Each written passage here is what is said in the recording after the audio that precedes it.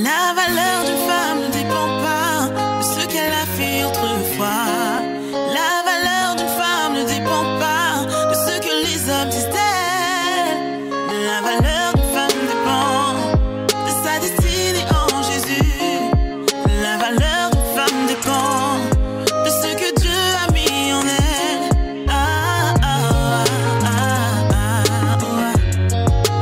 On peut tout me voler, mais celui qui restitue est en moi. On peut me critiquer. Nyamie, nyamie, nyamie, nyamie, nyamie bla de mi. Bye fue mio, doule tu fue mio, me wambe yo mite.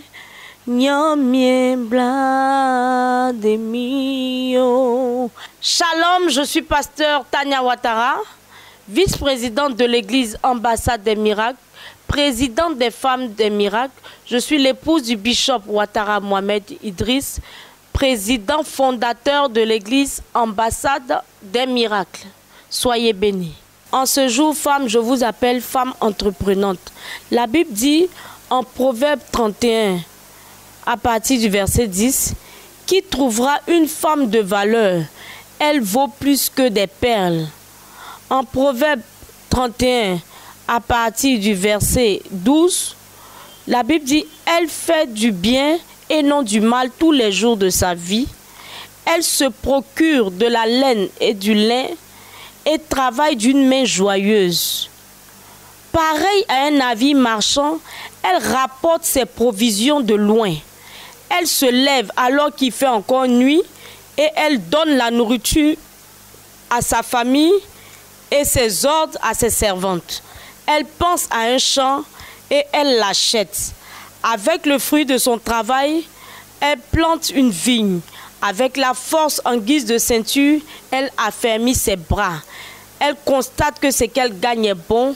Sa lampe ne s'éteint pas pendant la nuit. Dieu n'a pas besoin de femmes paresseuses. Dieu n'a pas besoin de femmes qui dorment. Dieu n'a pas besoin de femmes qui ne travaillent pas. Mais il est temps que chaque femme se lève et fasse quelque chose de ses 10 doigts. Femme, tu n'as pas besoin ou tu n'as plus le droit de t'asseoir à la maison et attendre que quelqu'un te fasse du bien. Mais lève-toi, pense à un projet, investis. Tu n'es pas seul. L'Esprit de Dieu avec toi, il te fera réussir certainement. Dieu vous bénisse, femme. Dieu bénisse ce jour.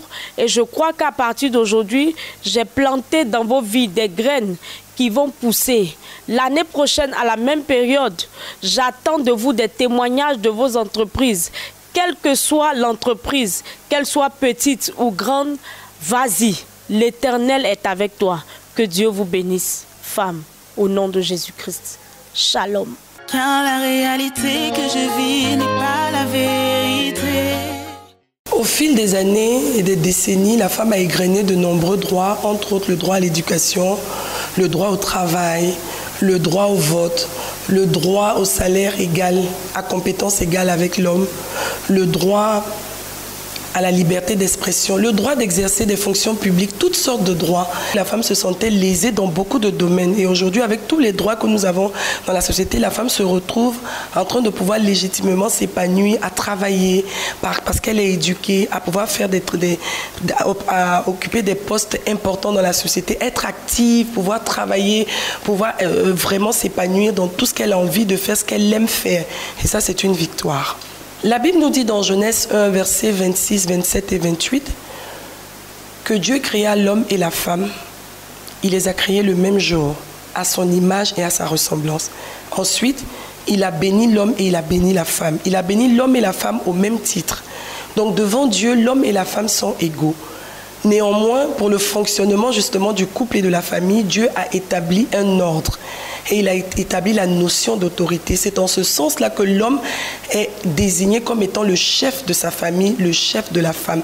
Donc c'est l'autorité au-dessus de la femme. Mais ça ne fait pas de la femme un sous-être. C'est un être à part entière, mais qui est sous la responsabilité, qui est sous l'autorité de son époux. Et c'est Dieu qui l'a voulu ainsi. C'est pour ça que c'est même l'homme qui a nommé la femme quand la femme a été suscitée. Parce que l'homme et la femme ont été créés le même jour, mais l'homme a été suscité en premier et la femme ensuite.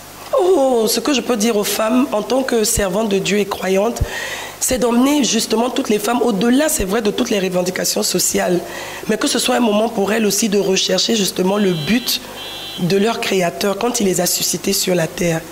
Quelle était la destinée qu'il avait pour chacune d'entre elles? Parce que ce qui va emmener une femme à être épanouie, c'est de retrouver justement le schéma, c'est de retrouver le plan que Dieu avait pour elle quand il l'a suscité. Et le seul moyen de réussir dans cette justement manifestation de cette destinée, c'est vraiment de se laisser conduire, de se laisser guider par ce Créateur-là. C'est lui qui a la notice, c'est lui qui saura nous dire comment est-ce que les choses pourront se faire. Et c'est quand nous allons retrouver justement le fonctionnement pour lequel Dieu nous a suscité que nous pourrons être véritablement épanouis au-delà de tout ce que le monde peut nous proposer. Et nous avons aussi la responsabilité de pouvoir manifester des vertus, nous en tant qu'enfants de Dieu, en tant que croyantes. Dans ce monde qui va à la dérive, nous devons garder nos valeurs, nous devons marcher avec vertu pour que le monde sache que nous avons été suscités comme des aides, parce que nous avons aussi le mandat d'être des aides et emmener nos hommes à valoriser l'apport que nous sommes dans leur vie, valoriser l'apport que nous sommes dans la vie de nos enfants par les vertus profondes que nous incarnons et qui emmènent justement nos foyers et nos maisons à être stables et emmènent nos activités à prospérer et emmènent le Seigneur qui est notre Créateur à être glorifié au travers de nos vies. Nous sommes très heureuses aujourd'hui, comme vous le voyez, ce grand sourire que nous affichons. Eh bien, aujourd'hui, c'est le 8 mars, la journée internationale de la femme. Partout dans le monde, la femme est célébrée, la femme est mise en avant, la femme sort, on va dire, de son quotidien, voilà, pour être sur la place, pour dire qu'on marque ce coup-là. Et nous voulons saluer tous ceux qui ont initié cette journée. Elle est vraiment, vraiment, vraiment la bienvenue parce que les femmes méritent une attention particulière. Waouh! Femmes, elles méritent même plus qu'une journée, je dirais. Elles méritent des journées. Et voilà, nous méritons des journées parce que aujourd'hui, on ne peut pas parler de bien-être de l'humanité sans la femme. Je suis prophétesse. À côté de ça, de l'œuvre que je fais dans le ministère, j'exerce également comme cadre dans le privé. Alors, je voudrais, en ce jour de la Journée internationale de la femme, demander à toutes les dames voilà, qui nous suivent que vous avez une grande place qui est là, qui vous attend. Ne vous voyez pas comme des personnes de second rang, voyez-vous comme des personnes précieuses, des personnes importantes, des personnes capables d'apporter la vie, capables d'apporter du bonheur, capables d'apporter le bien-être à l'humanité. En toi, il y a de grandes choses. Ne néglige pas tout ce que Dieu a mis en toi. N'étouffe pas tout ce que Dieu a mis en toi. Ne te laisse pas abattre par les préjugés, par les frustrations. Ben, lève-toi à l'image de ces deux grandes dames que j'ai citées tout à l'heure, Esther et Déborah et bien d'autres dans la parole de Dieu qui n'ont pas regardé au fait qu'elles étaient femmes. Elles n'ont pas vu ça comme un sentiment d'infériorité. Non, elles ont vu ça au contraire comme un sentiment, je dirais, de responsabilité. Eh bien oui, nous en tant que femmes, nous avons la grande responsabilité de porter nos familles, voilà, au bonheur, de porter nos époux, nos enfants, voilà, la société dans laquelle nous nous trouvons, notre Église et au-delà, notre nation et le monde entier à un niveau très important. Et croyez-moi, Dieu a mis en nous tout ce potentiel. Shalom, shalom à toutes les belles dames de ce monde et que Dieu continue de nous garder, Dieu continue de nous remplir de sa grâce pour qu'ensemble nous puissions aider l'humanité à pouvoir atteindre l'objectif que Dieu a assigné, à pouvoir être comme Dieu veut par tout ce que nous ferons comme activité spirituelle, financièrement parlant, matériellement parlant. Continuons d'ajouter notre pierre à l'édifice de ce monde. Shalom. Car la réalité que je vis n'est pas la vérité. Et même si les hommes ont dit, tu peux encore te lever. Car la réalité... Bonjour chers téléspectateurs, je suis la révérende Niépé Déborah, je suis épouse du révérend apôtre Kwame Niépé Marius, président des églises Foursquare en Côte d'Ivoire. Je suis donc son épouse depuis plus de 22 ans maintenant et Dieu nous a fait la grâce d'avoir 6 merveilleux enfants. Et nous sommes au niveau de l'église Foursquare en Côte d'Ivoire. Pour ma part, au-delà de l'église Foursquare, Dieu m'a fait la grâce d'être la fondatrice du Remède, qui est le rassemblement des épouses des ministres élus de Dieu, une association donc des femmes, des pasteurs, qui sont donc des femmes de mérite, et secrétaire général du RIFLEP, qui est le réseau international des femmes leaders et protestantes et évangéliques que dirige la révérende Moné Jeanne. Bien, je veux déjà dire que c'est déjà bien qu'aujourd'hui, et de plus en plus en Côte d'Ivoire, on puisse parler des droits de la femme, on puisse célébrer cette journée. Mais je pense qu'il y a de cela bientôt 42 ans, ou plus de 42 ans, que l'ONU a ratifié cette journée de la femme. Mais il faut dire qu'on peut prendre une décision et en fonction de la distance ou en fonction de l'accessibilité, on ne peut pas être au même niveau d'information en même temps. Donc, est-ce que les droits de la femme sont respectés? On dirait en même temps oui et non. Oui, pour ceux-là qui ont réussi à vulgariser l'information, qui se sont appropriés la chose, qui ont vu le bien fondé, et non pour ceux qui, premièrement, n'ont pas encore été saisis de la chose, et pour ceux qui, peut-être culturellement, ne partagent pas cette opinion. Donc, c'est oui et non. Voilà. En Afrique, merci. Je pense que, comme je l'ai dit déjà, c'est une question d'épouser ce que nous recevons. Il y a le fait culturel qui fatigue un peu l'Afrique aujourd'hui, parce que tout ce qui arrive, on dira non, ça vient de l'Europe, on n'est pas obligé de s'y soumettre. Mais quand nous regardons de façon générale, de plus en plus on encourage le droit à l'éducation au niveau de la femme en Afrique. C'est vrai qu'il y a encore des pays où c'est criard. On n'a pas l'occasion de voir les jeunes filles surtout aller à l'école, parce qu'on se dit que la femme, c'est juste faite pour demain être dans un foyer, donc ne devant pas occuper des postes de responsabilité considérables. Ça ne sert à rien de l'envoyer pour être instruite. Bien, je pense que si ce sont les connaissances, les compétences ou les diplômes qui sont rémunérés, on ne devrait pas, normalement, on ne devrait pas regarder le genre pour pouvoir apporter un salaire après un travail. Un travail fait, il est bien fait, peu importe qui le fait. Une femme, un homme, on le prend et on donne ce qui suit. Mais si aujourd'hui on peut avoir encore une différence à faire, je pense que, comme je l'ai dit plus haut, c'est une question d'épouser d'abord la chose. Quand on n'a pas épousé, on ne se sentira jamais concerné pour travailler à l'application. Waouh. Je pense que c'est du travail. Continuer de sensibiliser, continuer de motiver, continuer d'encourager, mais continuer de parler de la chose et de montrer le bien fondé de la femme qui peut aujourd'hui bénéficier de ses droits, qui pourra être encore plus efficace, parce que nous savons que l'instruction, en plus de la bonne éducation, donne des femmes vraiment parfaites.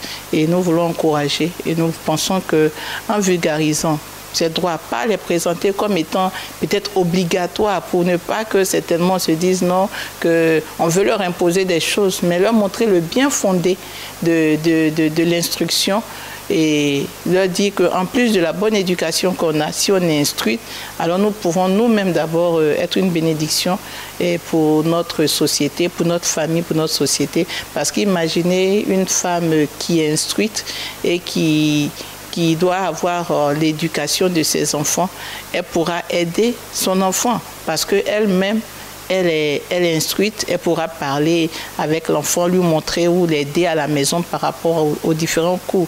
Mais si elle peut juste l'éduquer sans lui apporter quelque chose au niveau de l'instruction, c'est sûr qu'il y aura un manque. Donc c'est dans l'intérêt de la société à permettre aux deux parents ou aux deux sexes de pouvoir recevoir l'éducation, l'instruction, afin de pouvoir être tous deux utiles dans la société. Quand on parle d'égalité, de sexe, pour moi, je pense qu'on parle un peu de l'égalité entre l'homme et la femme.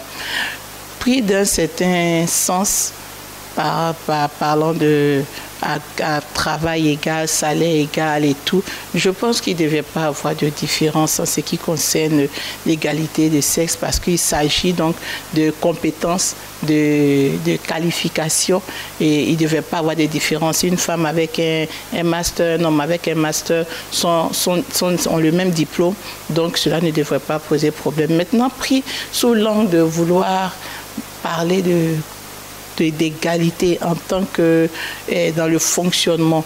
La Bible nous parle de la femme, Pierre, que la femme est du sexe faible.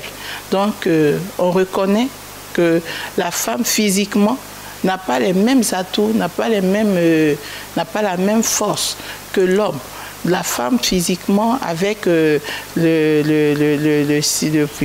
phénomène des maternités se retrouve quand même avec certaines faiblesses du point de vue morphologique. Donc, dans certains cas, on ne pourrait pas parler d'égalité parce que là, un rapport de force montre que l'homme reste plus fort que la femme. Donc, on pourrait juste dire à ce niveau-là qu'il n'y a pas d'égalité. Et aujourd'hui, quand on parle d'égalité, où les femmes doivent revendiquer, être en train de revendiquer, avoir les mêmes responsabilités dans la famille, par exemple, je pense que c'est souvent même d'évaluer la femme parce que si la femme est prise comme l'aide, moi, c'est mon raisonnement et c'est ce en quoi je crois. Si la femme a été appelée aide par Dieu, c'est qu'elle a un plus. Elle a plus qu'un homme. Donc, une femme qui veut juste s'égaler à un homme, je me dis qu'elle se diminue. La femme doit comprendre qu'elle est plus que l'homme. Quand je dis qu'elle est plus que l'homme, elle a des capacités, elle a des aptitudes que si elle sait utiliser pour le bien de sa famille, pourra être véritablement cette bénédiction pour sa maison. Toute femme qui veut chercher une égalité avec un homme en termes de il sort, je sors, il prend une maîtresse, je me trouve quelqu'un aussi à côté, ou elle se diminue. Or, une femme qui reconnaît qu'elle est une aide, donc ayant des capacités, des aptitudes vraiment considérables pour venir au secours d'un homme, est donc amenée à comprendre que ce n'est pas juste le rapport d'égalité, mais le rapport de se mettre de supériorité et être capable de donner plus que ce qu'on attend d'elle parce qu'elle a reçu cette force-là au-dedans d'elle. Donc moi, je ne parle pas d'égalité de sexe, mais je me dis que la femme en tant qu'aide est une bénédiction et elle a un pouvoir qu'on ne peut pas lui nier. Donc ça ne sert à rien de courir après une égalité, que chaque femme se mette dans sa peau d'aide et qu'elle comprenne qu'elle peut faire plus qu'un homme. Bien, je veux juste leur dire d'abord que Jésus est l'espoir de l'humanité. Donc, il est important de donner leur vie à Jésus si elles ne l'ont pas fait. Si elles l'ont fait, c'est toujours important de compter sur lui. Et notre foi chrétienne nous apprend à être les meilleurs. Nous sommes appelés à être la tête et non la queue. Donc, pour ma part, à cette journée, c'est encourager les femmes à déployer de manière totale et efficace le potentiel qu'elles ont en elles. Une femme qui sait utiliser les ressources que Dieu a mis en elle est une femme qui devient puissante. Lorsqu'on a les preuves, on ne pourra plus discuter. Lorsqu'il y a des preuves, on ne pourra plus douter, on ne pourra plus te cacher. On sera obligé de te faire appel, on sera obligé de te chercher. Mais quand tu ne produis rien, tu donnes encore la force qu'on puisse être en train de blâmer les autres. Je veux donc dire à toutes ces femmes, on ne pourra vraiment atteindre ce niveau auquel certainement on aspire, pas à partir des marches seulement, pas à partir des manifestations seulement. C'est vrai, ça donne à un certain niveau, mais nous devons comprendre que c'est le travail. Nous devons chacune à son niveau. Qu'est-ce que j'ai comme petite activité? Comment est-ce que je peux la mettre en valeur? Comment est-ce que je peux la faire grandir? Comment est-ce que je peux donner à ce qu'elle prenne de l'ampleur? Comment me distinguer dans mon domaine? Alors quand je le fais bien, c'est sûr qu'un jour, on aura besoin d'une personne dans le domaine dans lequel j'exerce, alors on me fera appel.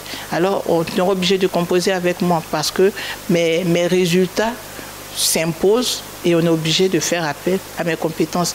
Donc, on parviendra à ce stade d'égalité où on pourra donner à la femme de se sentir vraiment vue, importante, quand la femme même prendra conscience des valeurs qu'elle a en elle. Comprendre que ce n'est pas un homme qui fait sa valeur, ce n'est pas juste un statut qui fait sa valeur, c'est-à-dire je suis mariée, je ne suis pas mariée. Ça ne suffit pas pour te donner de la valeur. La valeur que tu as vient de Dieu. Alors savoir mettre cette valeur en valeur fera de toi une personne importante.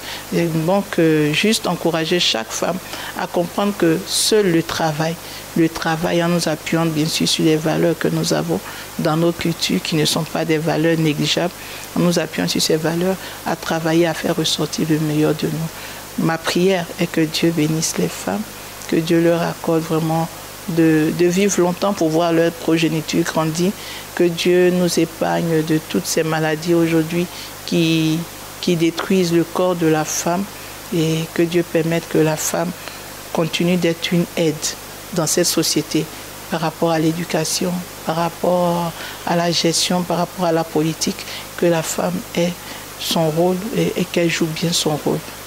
Bonjour, je suis le révérend pasteur Mauricette Komoué des églises Ambassade des Vainqueurs.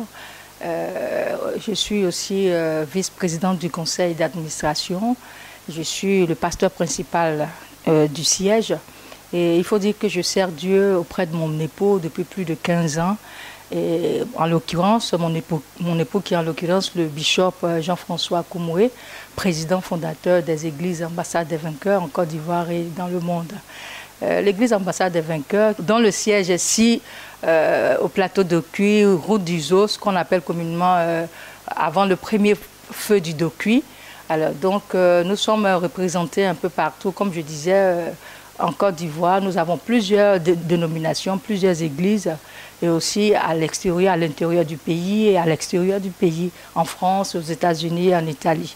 Alors nous avons pour mission, bien entendu, comme toute église, de gagner le monde, d'aller évangéliser, mais surtout d'essuyer les larmes de celui qui pleure, de donner du courage à celui qui est affaibli, de relever celui qui est tombé et de lui donner, de lui proposer, sinon de lui faire voir l'avenir meilleur que Dieu lui propose.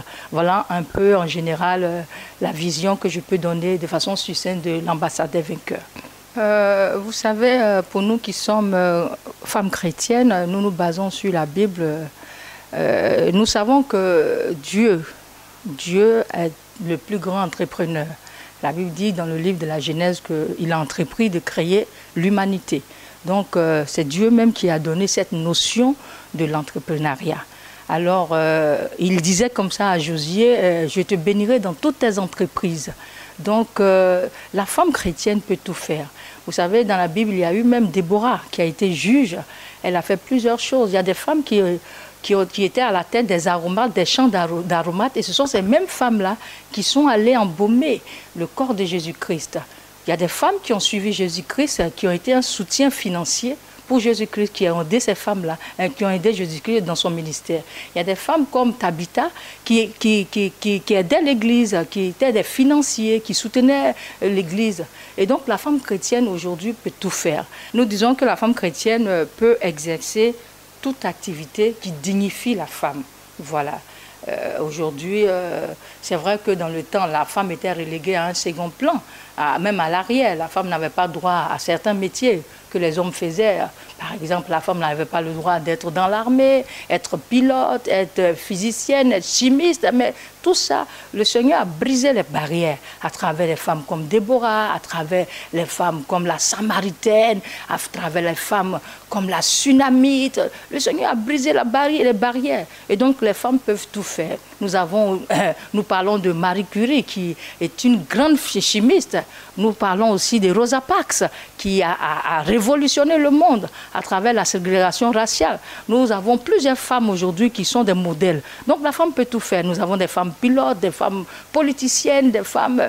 Vraiment, la femme peut tout faire. Et dans le monde chrétien, la femme, elle peut encore aller au-delà. Dans le ministère, la femme peut exercer, elle peut prêcher. On a vu la Samaritaine qui a brisé les barrières, qui allait prêcher, qui allait gagner des âmes. Vous voyez, la femme peut parler, peut diriger des assemblées, peut vraiment exercer toutes sortes de métiers. Dans le ministère, dans l'Église, il y a ce qu'on appelle aussi les ministères spécialisés.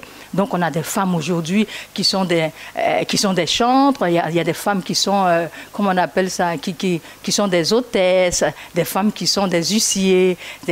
Vous voyez, quand on rentre à l'église, c'est beau. C'est comme on est dans un jardin, il y a des femmes et des hommes qui font la même chose, qui attrapent, qui aident à l'accueil, qui aident à la sécurité, qui font du protocole.